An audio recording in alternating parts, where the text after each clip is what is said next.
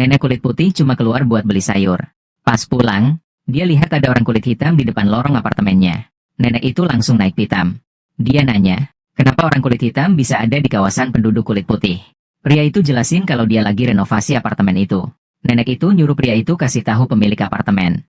Mau direnovasi sebagus apapun, dia nggak bakal bayar sepeser pun lebih buat sewa. Pas pria itu bilang dia sendiri pemilik barunya. Muka nenek itu langsung berubah. Jangan kurang ajar, nak. Ini gedung buat orang kulit putih. Kamu gak mungkin punya tempat ini. Habis ngomel, dia buru-buru balik ke rumah. Tapi gak lama kemudian, ada 2 polisi datang. Ternyata nenek itu lapor polisi. Bilang ada orang kulit hitam ngaku-ngaku jadi pemilik. Pria itu udah nyangka bakal ada masalah. Makanya dia udah siapin kontrak pembelian rumah. Polisi lihat kontrak, bener apartemen itu punya dia. Jadi mereka cuma bisa pergi dengan tangan kosong. Malam itu, pas pria itu balik ke apartemen, nenek itu lihat dia. Langsung nyuruh dia minggat. Tapi pria itu tetap kalem bilang ke dia. Dia sekarang pemilik baru. Dan bakal tinggal di situ terus. Nenek itu langsung bengong. Besoknya, dengan bibir manyun penuh kesal, dia pindah. Soalnya dia nggak mau tinggal bareng orang kulit hitam. Begitu nenek itu pergi, pria itu langsung nyewain apartemen ke orang kulit hitam. Seperti dugaan pria itu. Permintaan pasar sewa emang lagi tinggi banget. Nggak lama, apartemen yang setengah kosong itu laku disewa. Dia lalu bayar sisa pembayaran ke pemilik lama yang kulit putih. Pemilik itu kagum sama kemampuan Charlie. Langsung ngajakin kerja sama yang saling untung. Mereka berdua kelola bisnis sewa bareng. Pemilik itu yang tanda tangan kontrak. Sementara Charlie yang ngatur di belakang layar. Biar nggak kena hambatan diskriminasi ras. Charlie jarang ketemu orang kulit putih yang nggak diskriminasi. Makanya dia seneng terima tawaran itu. Mereka berdua kerja keras bareng. Bisnis makin gede. Nggak lama kemudian, udah untung gede banget. Pria itu akhirnya jadi salah satu pengusaha properti terbesar di Los Angeles. Prestasinya bahkan sampai ketemu wakil presiden. Pria itu bernama Charlie. Dari kecil udah punya otak bisnis cemerlang. Dia sengaja jualan di depan bank. Biar pelanggannya orang-orang kaya yang punya bisnis besar. Biar dia bisa dapat info bisnis yang lebih berharga. Habis pelanggan pergi, dia catat info yang dia dengar diam-diam. Dia bercita-cita jadi bankir somedai. Tapi mimpi besarnya itu dianggap ayahnya cuma hayalan. Ayahnya bilang ke Charlie, "Nak, aku bangga sama bakatmu. Tapi ini Texas. Orang kulit putih nggak izinin orang kulit hitam bisnis di sini. Dulu aku lihat sendiri orang kulit hitam. Digantung hidup-hidup. Aku nggak mau kejadian itu terulang. Lelet aja mimpimu itu." Ya, meski begitu, mata Charlie tetap berbinar penuh tekad. 15 tahun kemudian, bocah itu udah menikah dan punya anak. Dia bawa istri ke Los Angeles buat ngejar mimpinya. Walau cuma bisa tinggal di gudang rumah saudara. Tapi diskriminasi ke orang kulit hitam di sini lebih ringan. Jadi dia putusin buat mulai bisnis di sini. Dia nolak tawaran kerja di pelabuhan dari saudaranya. Terus dia cari rumah yang dijual siang malam. Dari pengamatan jeli, dia lihat daerah kulit hitam udah penuh sesak. Tapi di daerah kulit putih, 60% rumah kosong. Kalau rumah kosong itu bisa disewain ke orang kulit hitam, itu pasti peluang bisnis gede. Langsung action, dia ketemu pemilik rumah bilang, "Kamu cuma nyewain setengah apartemen. Mending jual ke aku. Biar aku yang kelola sewa dan jual belinya." Tapi pemilik minta harga $35.000. Sementara Charlie cuma punya tabungan $30.000. Jadi dia bilang ke pemilik, "Aku kasih $30.000 dulu. Nanti kalau semua kamar udah disewa, aku lunasin sisanya." Pemilik kagum sama otak Charlie.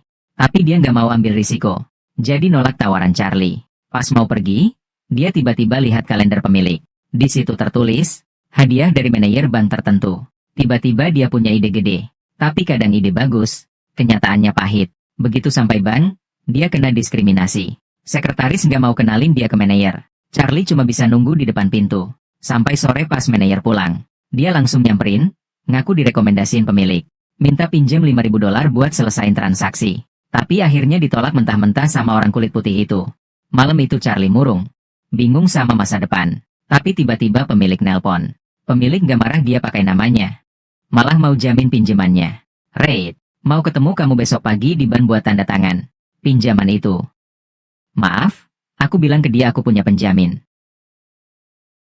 "Kenapa kamu lakuin ini, Mr. Barker?" "Karena biasanya aturan bisnis dibuat buat nyusahin orang kaya kamu. Mr. Garrett, kamu ketemu Reid meski tahu peluangnya kecil. Karena kamu yakin banget sama deal ini. Itu cukup buat aku tahu siapa kamu." Akhirnya Charlie berhasil beli properti pertamanya. Satu persatu orang kulit hitam pindah masuk. Cepet banget, semua apartemen itu udah disewa. Pemilik kagum sama kemampuan Charlie, terus ngajakin kerja sama. Kamu urus telepon bareng aku. Urus investor. Tapi kalau butuh orang buat tanda tangan deal, itu aku. Dan kita bakal dapat duit. Bagi dua. Berkat kerja keras mereka berdua, bisnis makin gede. Properti yang mereka punya makin banyak. Charlie juga tepatin janjinya ke istri. Pindah ke villa impian. Gak lagi numpang di rumah orang. Pas semua kayaknya udah lancar. Ujian baru dateng. Pemilik lama yang kerja sama-sama dia tiba-tiba meninggal. Kontrol perusahaan. Langsung jatuh ke tangan orang lain. Wanita ini galak dan susah dilupain. Dia rasis banget. Gak mau ada urusan sama orang kulit hitam. Dia agresif. Ngajuin beli saham Charlie dengan harga murah banget. Hadepin alasan ngawur wanita itu. Charlie pasti gak bakal nyerah. Tapi wanita itu malah makin ngotot. Kalau kamu tolak, Emer Garrett, kamu bisa pergi tanpa apa-apa. Kecuali kamu mau hadepin aku di pengadilan. Dengan pengacara lain. Tapi Charlie gak mau nyerah gitu aja. Dia ingat manajer bank waktu itu. Tapi pas balik ke bank, dia tetap gak dilupain. Charlie berdiri murung di lobi bank. Dia lihat sekeliling, nyadar gedung itu punya 7 bank. Tiba-tiba dia punya ide cemerlang. Kalau dia bisa beli seluruh gedung perkantoran itu, semua bank itu jadi penyewanya. Dengan begitu, mereka nggak bisa lagi nolak pinjamannya karena warna kulit. Dia nggak bakal kena hambatan lagi. Jadi, dia ketemu Joe, pengusaha properti kulit hitam. Meski Joe agak terkenal di Los Angeles, tapi karena warna kulit, bisnisnya sering kena hambatan. Nggak pernah ada terobosan baru. Charlie ceritain rencananya ke Joe. Dia mau beli gedung finansial di pusat Los Angeles. Dengar rencana Charlie, Joe kaget banget. Itu gedung termahal di Los Angeles. Apalagi pemiliknya orang kulit putih. Menurut Joe, itu cuma mimpi. Tapi Charlie pede banget. Dia jelasin alasan ke Joe. Gedung itu punya 7 ban besar. Kalau dibeli, dia bisa gampang pinjem duit. Dan selalu tahu arah pasar properti. Dengar ambisi gede Charlie, hati Joe langsung ikutan menyala. Akhirnya dia setuju gabung sama Charlie.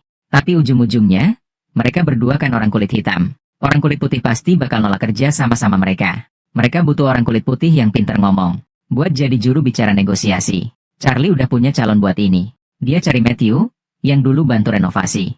Biar Matthew yang jadi wajah depan negosiasi. Meski dia cuma tukang renovasi biasa. Tapi dia punya mimpi besar. Yang paling penting, dia nggak rasis. Tapi soal bisnis, dia nol besar. Buat Charlie, ini bukan masalah. Dia bakal ngajarin Matthew semua yang perlu dia tahu. Terus Joe juga ngajarin cara ngobrol sama orang-orang kelas atas. Istri Charlie ngajarin dia tata cara makan. Beberapa bulan kemudian, Matthew udah nguasain semua trik negosiasi. Setelah diasah dengan teliti, Matthew jadi kelihatan penuh pesona. Sehari sebelum negosiasi, Charlie ngitung tingkat kekosongan gedung. Berdasarkan jumlah lampu yang nyala, dia gabungin data pendapatan tahunan gedung sama biaya operasionalnya. Dia hitung perkiraan keuntungan gedung. Angka-angka ini dihafalin Matthew mati-matian. Hari negosiasi tiba. Mau pemilik naikin harga segimanapun, Matthew selalu bisa pakai data. Buat bongkar triknya duluan. Kalkulator aja kalah sama dia. Pemilik akhirnya sadar ketemu ahli.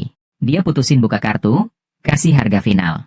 Gedung yang tadinya diminta 2,6 juta. Akhirnya didapat cuma 1,55 juta. Pas dia muncul lagi di gedung bank, gak ada lagi yang berani ngejek mereka. Malah pada ramah, nyapa, dan ngajak ngobrol. Semua berjalan sesuai rencana. Dengan suntikan dana, bisnis properti Charlie melejit. Dia punya 177 properti di Los Angeles. Kerajaan bisnis mereka makin gede. Dia jadi pengusaha properti terbesar di Los Angeles. Tapi ambisinya nggak berhenti di situ. Dia mulai kembangin bisnis properti ke kampung halamannya di Texas. Tempat yang diskriminasi rasisnya paling parah. Ayahnya bangga sama prestasi anaknya. Tapi tetap nasehatin dengan serius. Nak, jangan bisnis di sini. Diskriminasi di Texas. Nggak mungkin diubah satu orang. Tapi mata Charlie tetap penuh tekad. Dia bertekad harus ngubah diskriminasi rasis yang udah mendarah daging di kampungnya. Target pertamanya, beli bank terbesar di Texas. Dia pengen ubah prasangka rasis di sini. Kasih pinjaman ke orang kulit hitam lokal. Biar mereka bisa beli rumah dan mulai bisnis. Joe tahu rencana ini, dia nentang keras. Soalnya Texas beda banget sama Los Angeles. Kalau ketahuan orang kulit hitam bisnis di sini, bisa dipenjara. Brenna, kita ke Texas, mulai main besar sama game pro, kita bakal rugi. Mau legal atau enggak? Meski Dr. King dapat undang-undang hak sipil, itu nggak bakal kejadian. Nggak cukup cepat buat kita keluar dari ini tanpa kehilangan segalanya. Tapi Charlie tetap yakin. Dia bawa kontrak, mau jalan sendiri. Lihat Charlie yang penuh percaya diri. Joe akhirnya setuju ikut ambil risiko bareng. Mereka pakai strategi lama. Matthew yang negosiasi di depan, sementara Charlie sama Joe ngatur dari belakang. Tapi rencana nggak selalu mulus. Bos Ban, demi jaga posisi anaknya, cuma mau jual 80% saham. Artinya, di petinggi Ban masih ada orang kulit putih. Yang nggak mereka sangka, keputusan ini justru jadi bom waktu buat mereka. Terus Charlie ngebongkar kebiasaan lama. Kasih kesempatan pinjaman ke komunitas kulit hitam. Bantu mereka kembangin bisnis sendiri. Cepet banget, kualitas hidup komunitas kulit hitam meningkat drastis. Tapi yang mereka nggak tahu, semua langkah ini dipantau anak bos Ban. Pas tahu Ban dikontrol 2 orang kulit hitam, dia ngerasa terhina banget. Kesel, dia laporin mereka ke pemerintah. Kalau orang kulit putih tahu kebenarannya, karir Charlie bakal hancur lebur. Gak lama, inspeksi keuangan datang. Mereka nemuin 27 pinjaman bermasalah di Ban. Dengan alasan operasional gak wajar, lisensi Ban Continental langsung dicabut. Bapak dan Ibu, Departemen Keuangan AS menutup Ban ini. Sampai pemberitahuan lebih lanjut, semua simpanan sampai $10.000 dijamin pemerintah federal. Setelah Viv periksa buku Ban, uang Anda bakal dikembalikan. Gedung ini sekarang ditutup buat umum. Kami minta Anda segera keluar. Charlie sama Joe dituduh penipuan. Langsung ditangkap. Di pengadilan, juri cuma orang kulit putih semua. Mereka nuduh Charlie pakai duit orang kulit putih buat orang kulit hitam. Setiap kata mereka cuma nyerang orang kulit hitam. Seolah orang kulit hitam gak punya hak apa-apa. Charlie gak tahan lagi. Langsung balik nyerang. Aturan pakaian. Gary, Anda melanggar. Saya belum selesai. Melanggar. Kalian gak bisa pinjam, gak bisa punya rumah, gak bisa mulai bisnis. Garrett, kamu udah diperingatkan. Itu artinya kalian gak bisa kaya. Gary, kalau kalian dikucilkan dari mimpi Amerika, petugas, usir saksi ini. Kenapa kalian ngotot banget buat nyingkirin seluruh ras dari mimpi Amerika?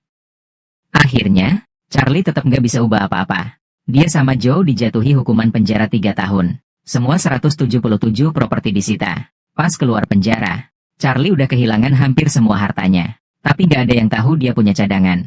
Ternyata malam sebelum sidang, Charlie ketemu Matthew. Nyuruh dia beliin 2 properti di Alabama. Mereka bangkit lagi di Alabama. Terus balik ke Texas buat beli properti lagi. Tetap nyewain rumah ke orang kulit hitam. Mereka terus nantang sistem segregasi rasial. Berkat usaha mereka, Kongres AS ngeluarin undang-undang perumahan adil. Ngelarang diskriminasi ras dalam jual beli dan sewa rumah. Film ini diadaptasi dari kisah nyata. Charlie pakai kekuatannya sendiri buat ngejar keadilan buat saudara-saudaranya. Dia perjuangin hak dan martabat yang layak buat orang kulit hitam. Perjuangannya bikin orang-orangnya diperlakukan setara. Dari pengusaha, dia naik jadi pemimpin politik. Dia ubah hukum, bikin orang kulit hitam lebih gampang investasi, dan kurangin diskriminasi. Visi besar, ambisi, dan pengorbanannya benar-benar bikin dia transformasi jadi versi terbaik dirinya. Hidup itu sendiri kayak perjalanan spiritual. Saat jaya, kamu ngerasa di atas angin. Saat susah, kamu kayak memancing di sungai beku sendirian. Tapi perjuangan hidup nggak boleh berhenti. Dari semir sepatu di pinggir jalan sampai puncak finansial. Kalau nggak hancurin rintangan, pasti bakal ada saatnya ombak besar terpecah.